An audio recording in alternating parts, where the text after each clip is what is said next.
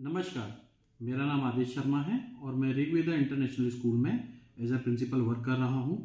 आज मैं आपको ऋग्वेदा इंटरनेशनल स्कूल द्वारा आयोजित होने वाली टैलेंट हंट एग्ज़ाम के बारे में बताने जा रहा हूँ, जो कि 26 जनवरी 2025 को मूनक, जाखल और टोहाना में आयोजित होगी, जो कि फ्री ऑफ कॉस्ट है और कोई भी स्कूल का बच्चा इसको पार्टिसिपेट कर सकता है। खास करके क्लास 6 से 11th के बच्चों के लिए यह पार्टिसिपेशन ओपन है। इस परीक्षा के माध्यम से हम प्रतिभाशाली बच्चों का सिलेक्शन करते हैं। जैसा कि आप जानते हैं, 2019 से इस परीक्षा का आयोजन हम करते चले आ रहे हैं।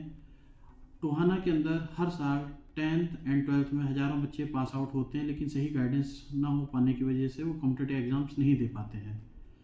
हमारा मुख्य उद्देश्य बच्चों को कॉम्पिटिटिव एग्ज़ाम्स की प्रिपरेशन कराना, उनकी एक हैबिट बनाना और उनको सही गाइडेंस देना है। हेलो सर, मेरा नाम सरबजीत सिंह है। मैं आरसीप में as a project head and maths faculty work कर रहा हूँ। पिछले 2 साल से आरसीप के साथ जुड़ा हुआ हूँ। मेरा 3rd ईयर ऑन गोइंग है। अब जो हमारे सर आरसीप में फैकल्टीज़ का सिलेक्शन प्रोसेस है वो 3 फेज़ में होता है। उसमें हमारा return, demo plus personal interview रहता है, जो हम टीचर्स पर्सनल बेसिस पे उसको कंडक्ट करवाते हैं। प्रॉपर डेमो लेने के बाद ही टीचर को सिलेक्ट किया जाता है, क्योंकि टीचर वही अच्छे से पढ़ा पाएगा जिसको खुद अच्छे से नॉलेज होगी, ताकि वो बच्चों को अच्छा डिलीवर कर पाए। क्योंकि जेई और नीट की जो तैयारी है, 2 साल का जो प्रॉपर कोर्स है, उसमें बहुत सारी प्रॉब्लम्स आती हैं। तो टीचर पहले कंपैटिबल होना चाहिए, उसके बाद वो बच्चे को अच्छे से सिखा पाएगा। उसमें हमारे जितने भी टीचर्स अभी ऋग्वेदा में प्रेजेंट हैं आरसीप के अंदर, फिजिक्स के टीचर हैं सतेंद्र सर, केमिस्ट्री के टीचर हैं विशाल सर और बायोलॉजी के टीचर हैं कमलेंद्र सर। सारे 6 to 7 more than 7 years experience है।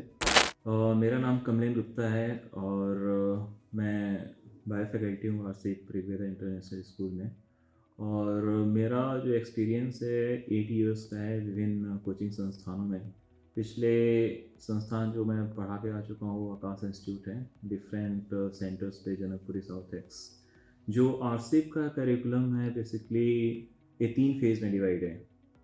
एक तो pre foundation 6 to 8 class, foundation class 9 to 10th and JEE and NEET classes for 11th and 12th। इसके लिए हम बेसिकली स्टूडेंट्स का प्रॉपर आकलन करते हैं on the basis of regular test. अगर कोई भी बच्चा कम मार्क्स स्कोर करता है उसके लिए हमारे पास प्रॉपर मेंटरशिप प्रोग्राम है। हर एक मेंटर असाइन है हर एक बैच के लिए, प्रॉपर उसको गाइड करते हैं। इसके अलावा हमारे पास डाउट क्लास होती है 2 to 5 PM। एक बार जब स्कूल फिनिश होता है 2 PM पे, और उसके लिए जो सब्जेक्ट एक्सपर्ट्स हैं वही डाउट क्लियर करते हैं बच्चों का। तो ये पूरा थ्रू आउट द ईयर हमारा ऐसा प्रोग्राम चलता रहता है और प्रॉपर गाइडेंस मिलती रहती है हर एक बच्चे को अगर मार्क्स में कहीं अप्स एंड डाउन्स होते हैं। तो ये बेसिकली हमारा करिकुलम है आरसीप ऋग्वेदा इंटरनेशनल स्कूल का। Hello everyone, my name is Arshi, a student of class 12th JEE from Rigveda International School. तो अर्शी बेटा, मेरे को ये बात बताओ, आपके साथ जो 10th के साथ और भी बच्चे थे जो जेई नीट की तैयारी के लिए बाहर चले गए और आप यहाँ स्कूल में ही 2 साल रह के आपने तैयारी की, तो ऐसा आपको क्या डिफरेंस लगा यहाँ पे रह के? अगर हम कहीं बाहर जाते हैं तो वहाँ पे हमें इतनी पर्सनलाइज्ड अटेंशन नहीं मिल पाती हर स्टूडेंट को, जो कि हमें यहाँ पे मिलती है। और अगर वहाँ पे डाउट्स के लिए हमें ज़्यादा देर तक वेट करना पड़ता है और वो टीचर्स भी अलग होते हैं, तो उसके कंपेयर में हमें यहाँ पे ज़्यादा अच्छे से अटेंशन मिल पा रही है, तो हम ज़्यादा अच्छे से फोकस कर पा रहे हैं और अपने टाइम को प्रॉपरली यूटिलाइज कर पा रहे हैं। ठीक है। और आपका जैसे अभी 2 साल का कोर्स कंप्लीट हुआ है, तो उसके बाद टेस्ट का कैसे रहता है? हमारे रेगुलर बेसिस पे टेस्ट कंडक्ट होते हैं जब हमारा कोर्स चल रहा है उस टाइम पर, और फिर हमें उनकी एनालिसिस भी करवाते हैं और हमें उस अकॉर्डिंग प्रेप करवाते हैं। तो जैसे अभी जेई का आपका मेंस का एग्ज़ाम होता है तो ऑनलाइन मोड में है, तो उसके लिए भी एक्स्ट्रा प्रिपरेशन? हमें कंप्यूटर बेस्ड टेस्ट भी लेते हैं हमारे, जिससे हमारे थोड़ी सी हैबिट हो जाए कंप्यूटर पे टेस्ट अटेम्प्ट करने की, और हमें पेन पेपर मोड पे भी टेस्ट लिए जाते हैं। तो दोनों ऑप्शंस हैं हमारे पास। मंशा बेटा, ये बताओ, आपका जो 2 साल का भी कोर्स रहा है उसमें आपने क्या क्या स्टेप्स फॉलो किए, क्या क्या टीचर्स ने गाइडेंस दी? डेली हम स्कूल आते थे और स्कूल टाइमिंग में हमारे लेक्चर्स लगते थे, और स्कूल टाइमिंग में लेक्चर लगने के बाद जो 3 to 5 o'clock का टाइम होता था उसमें हम अगर हमें किसी टॉपिक में डाउट होता था तो वो हम पूछ सकते थे, कोई डाउट होती थी या किसी कंसेप्ट में डाउट होता था, और उसके लिए वैन फैसिलिटी भी अवेलेबल होती थी। जैस्मिन बेटा, आप बताओ, जैसे आपका 2 साल का कोर्स रहा है, उसमें टेस्ट की प्लानिंग कैसे कैसे होती है? जैसे हमारा सिलेबस जो है अक्टूबर में ख़त्म हो गया था, उसके बाद हमारे पार्ट वाइज टेस्ट स्टार्ट हो गए थे। उसमें हमारे 11th और 12th दोनों का सिलेबस चल रहा था, और उसके बाद फिर हमारे फुल सिलेबस टेस्ट होते थे, और उसके बाद हमारे ऑनलाइन टेस्ट भी होते थे, जिससे हमें बहुत बेनिफिट मिलता था। तो ये जो आपके टेस्ट हुए हैं ओनली सब्जेक्टिव मोड में होते हैं, ऑब्जेक्टिव भी होते हैं?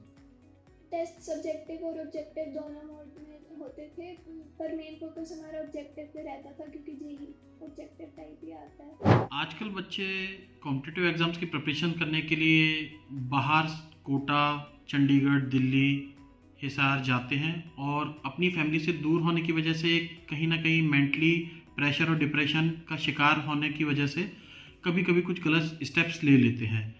हम यहाँ पर उनको टोहाना में ही रहते हुए बेस्ट फैकल्टीज़ के साथ बेस्ट रिजल्ट तो देते ही हैं, और उनकी मेंटरशिप भी मिलती है और सही गाइडेंस मिलती है। समय समय पर काउंसलिंग भी उनकी हम करते हैं, जिससे कि वो एक पॉजिटिव एनवायरनमेंट पाते हुए एक अच्छे रिजल्ट को पाते हैं।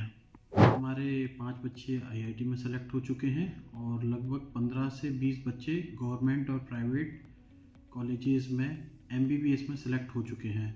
अगर हम बात करें कि यह स्कूल दूसरे स्कूल से क्यों अलग है, तो उसकी सबसे बड़ी वजह यह है कि हम लोग बोर्ड की प्रिपरेशन तो कराते ही हैं, साथ ही साथ कॉम्पिटिटिव एग्ज़ाम्स की भी प्रिपरेशंस कराते हैं, जैसे कि JEE, नीट, ओलंपियाड्स। इसी वजह से हमारे बोर्ड के और कॉम्पिटिटिव एग्ज़ाम्स के परिणाम उत्कृष्ट आते हैं।